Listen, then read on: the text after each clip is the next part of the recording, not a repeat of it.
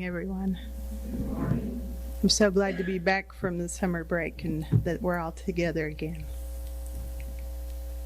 Speaking to the 2001 graduating class from Yale, Hillary Clinton remarked, "The most important thing I have to say today is pay attention to your hair because everyone else will." And I guess she would have to know. This is a poem by Yeats. It's called For Anne Gregory. Never shall a young man, thrown into despair by those great honey-colored ramparts at your ear, love you for yourself alone and not your yellow hair. But I can get a hair dye and set such color there, brown or black or carrot, that young men in despair shall love me for myself alone and not my yellow hair. I heard an old religious man but yesternight declare that he had found a text to prove that only God, my dear, could love you for yourself alone and not your yellow hair. This morning, I'm asking you to take a journey with me into a world where hair is so important that it can decide your destination in the afterlife. A world where hair proves your worth. It's an instant indication of your character. This is the world that many religions and cultures share. Hair has been used through the centuries to indicate status, to show rank, to show honor or position. Styles and the rules have often changed, but hair has very often been used to express a person's identity. In China, centuries ago, warriors wore their hair in one long braid to the side, and if they disobeyed the rules, a portion of their braid would be cut off, and if they did something really terrible, the whole braid would be cut, which was a great dishonor. In the times of the Old Testament, if a neighboring king captured another king, they would shave half of his beard or cut the length off, which was a sign of severe disrespect. And to bring it to a personal level, you may have experienced a time when you thought your hair was a disaster.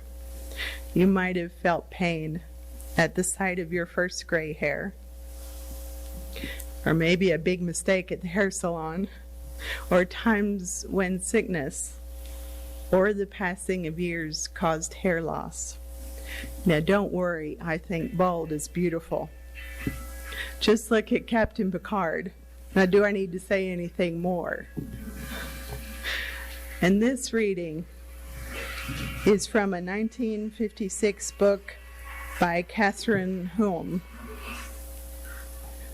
called The Nun's Story. Sister Margarita spoke softly when she came to the cutting of the hair, which would detach the postulants from worldly appearances. The hair, she said, is the chief adornment of women, and it is worldly. Postulants from a previous group were seated on rough wooden benches, over which presided 3 nuns with clippers and shears. The heads were already clipped bare as a kneecap. The stone floor was adrift with chestnut and blonde locks, some of which clung to the shoes of the barber nuns. After the postulants' heads were shaved, the heavy coif and veils were placed over their heads. This was one of the last steps before you were a full nun. The cutting of the hair in this case was used as a form of self-denial and a form of modesty. And the shaving of the head is also shared by many Hasidic Jewish women who shave their heads when they get married and wear wigs so that no man will ever see their real hair. The hair becomes so sacred that cutting it off seems the only solution. Being a part of the Hasidic community means that Jewish law, as well as the will of their fathers and their husbands, governs a woman's entire life. And many of these women say that they find spiritual fulfillment in these closed and cohesive communities. Muslims view the hair as something to be covered to prevent a man from seeing its glory. Head coverings, burqas, scarves are used for this purpose. For the strictest Muslims, a woman must not let a man other than her husband or closest family members see anything but her hands or her forehead. And some even go so far as to shroud the woman completely, leaving only a mesh screen for her to see through. You may have heard the story in the news recently involving the Amish community. The Amish have rules for hair for both men and women. The young men are clean-shaven until marriage, when they must not cut their beards again, except that mustaches are forbidden.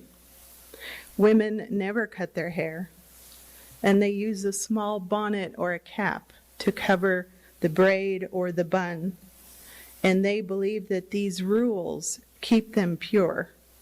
And it is this sense of purity that I found in so many traditions.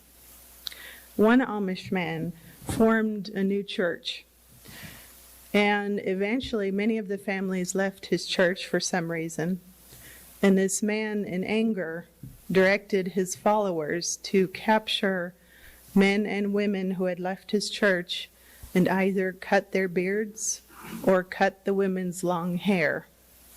He was punishing them. And you can imagine how many years it would take for these people to feel normal again, because their hair is just a part of their identity. And this man was given a long sentence because it was a hate crime. When I was a young teenager, we lived in Arizona, and I had to follow the rules for long dresses and uncut hair in my tradition. My brothers often went scorpion hunting in the desert. And they said if you take a black light out at night, that the scorpion glows in the dark and they're more easily caught. And people sell these at gift shops. They turn them into belt buckles and bolo ties. And people will buy just about anything, won't they? I never went with them, although I would have liked to, because it seemed to me that from the scorpion's point of view, I had an awful expanse of bare legs down there, and I didn't feel safe. But living in Arizona with the snakes and the lizards and horny toads, creepy crawlies of all sorts, you just kind of got used to it. Every night when I went to bed, I would braid my long hair into 2 braids to keep it out of my face and so it wouldn't be so tangled in the morning. And one night I was half asleep laying on my back, and I heard a slithering sound near my pillow, and just out of the corner of my eye I saw this going in an S shape. Just terrified me until I realized it was my own braid slithering down the pillow.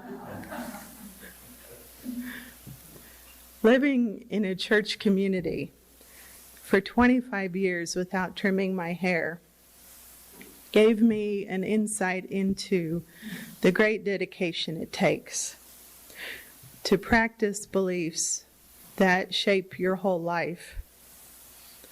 My hair is fine and delicate, and the longest it ever got was about to my waist.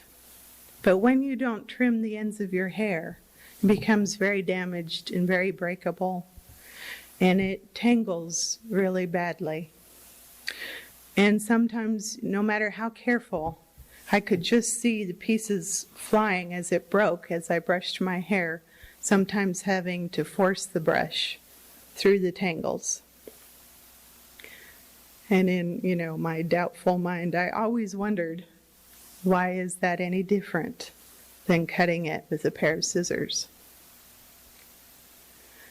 Women with thicker and stronger hair than mine would have it growing past their knees, down to their ankles, sometimes longer. And they spoke about the headaches that it would cause, no matter how they did their hair.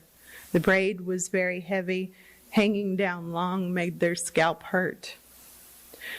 They spoke about it taking 5 hours or more for their hair to dry after a washing.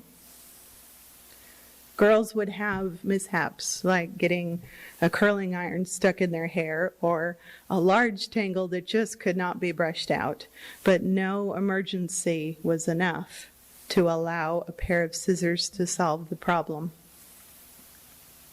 I don't know how many hours of my life have been spent in brushing and taking care of the hair of my 3 daughters as well as my own, but it has to be an impressive total. One of my daughters was 5, and she fell asleep with chewing gum in her mouth. She had hair already down to her waist.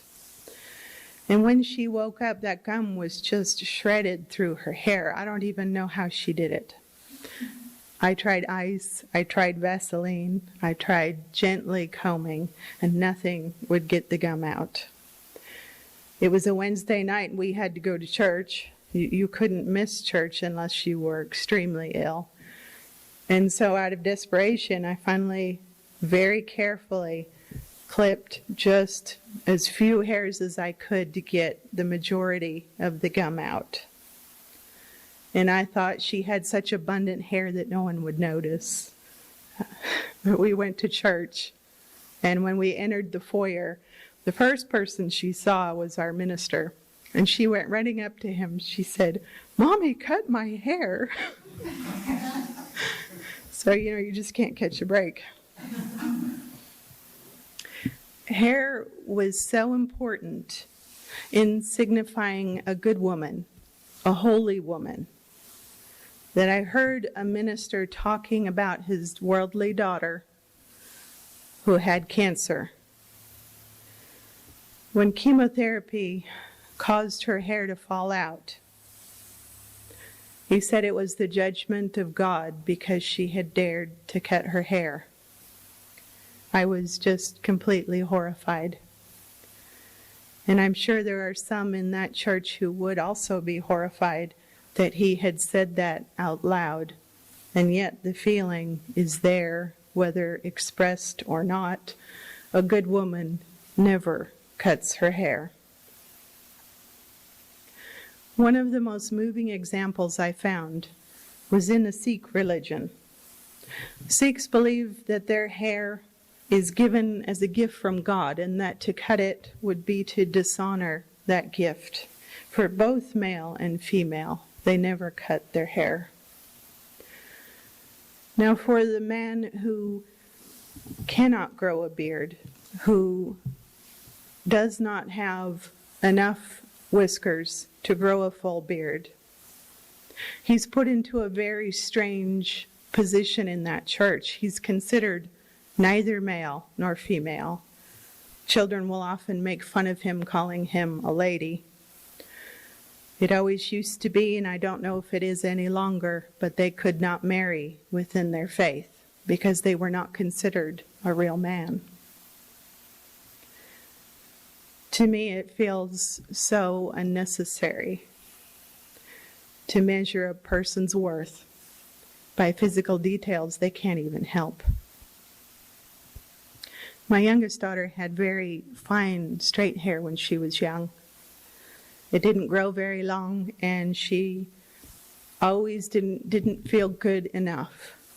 She felt under such pressure, and her twin sisters had such gorgeous, full, beautiful hair. And when she was just 8, it just killed me. But she went up to the altar alone and asked the minister to pray that her hair would grow, which he did in front of the whole church. But the pressure that she felt to have this image was intense. I'm not here this morning to interpret Scripture or tell you what religion to follow or how you should wear your hair. That's up to each individual and your belief and the journey that you are on. I admire the dedication it takes to hold to rules. But here's where I have a difference of opinion. My daughter Alyssa works at a hair salon, and while I was there visiting her last week, a little 8-year-old girl and her mother came in. The little girl has a condition called alopecia, which made all her hair fall out, and they don't think it will ever grow back. She was there to try on these little delicate wigs with soft hair. Her face was just beaming as she tried these on. And I was so proud of my daughter. She was gentle and helpful and patient.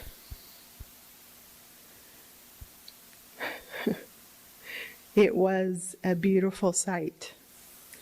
And I think with or without hair, that little girl is a hero. She looked angelic either way. The mother told my daughter that her little girl wanted to be in a beauty pageant someday. But the mother was very worried. She thought, what if my daughter doesn't feel pretty enough? Or what if she gets the message that there's something wrong with her in that atmosphere?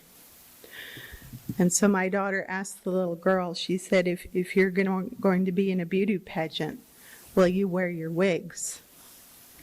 And the little girl, she just looked up and she said, oh no. She said, hair isn't what makes people pretty. To me, that child has incredible wisdom. Some people never learn that. No one can tell me that this child isn't beautiful or that her worth depends on the length of her hair.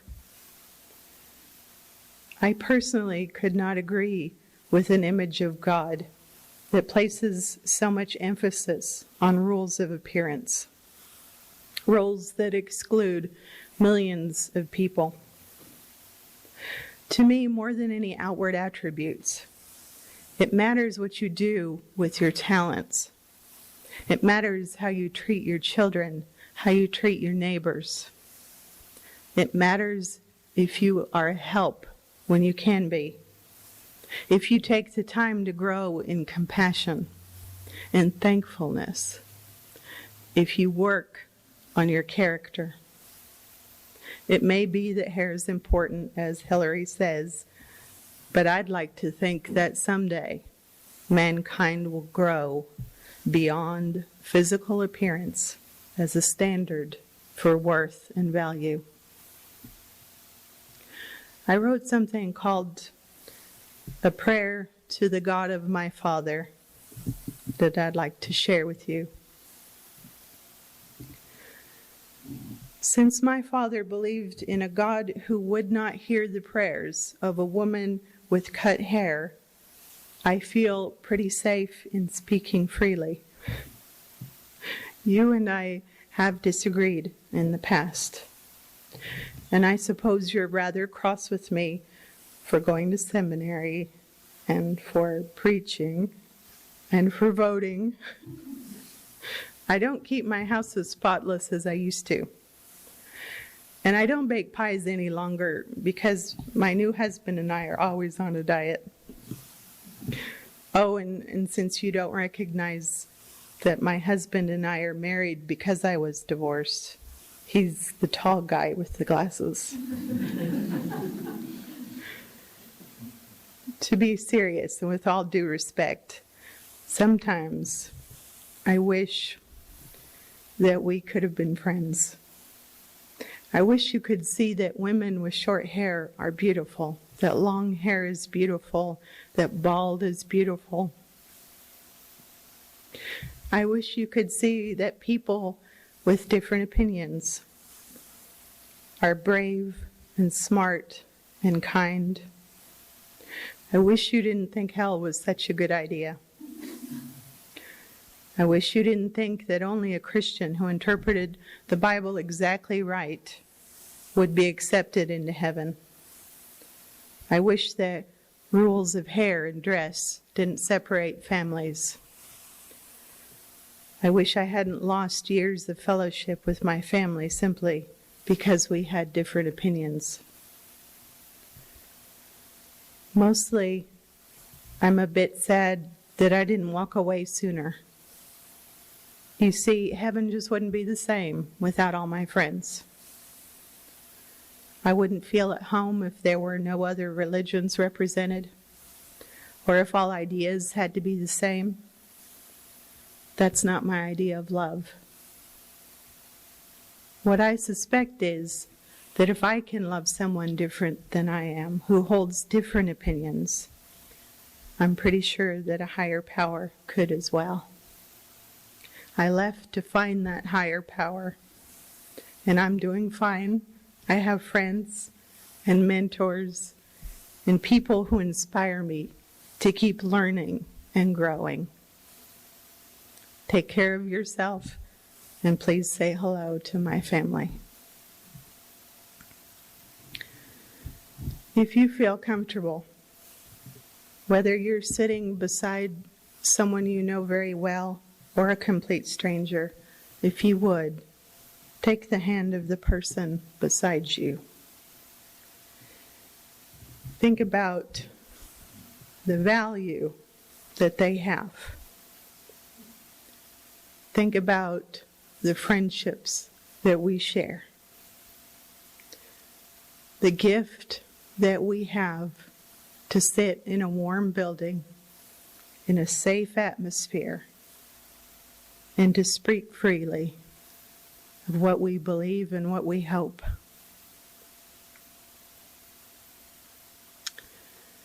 May we remember to be careful about judging others. May we do good and no harm. May we love each other and love the world. Amen.